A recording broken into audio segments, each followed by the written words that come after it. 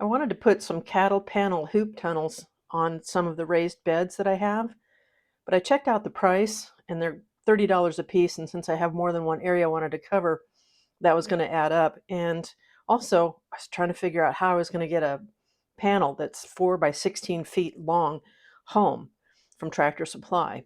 So I had some leftover materials. I have roll fence from extending the chicken run and some lumber. So I thought I'd make a try of this process.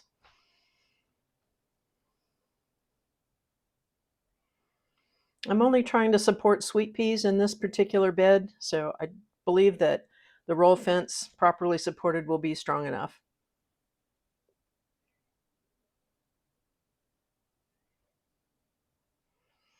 I had some leftover quarter round from a flooring project, and of course, I'm a little bit of a collector of things for fruit projects, so it seems to work out. I'd used these last year in the garden to support some bird netting and saved it back for this year.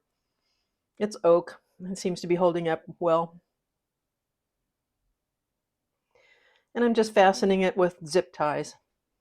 Okay, so it's not as pretty as a cattle panel, but I think it'll support the sweet peas. I hope it works for you.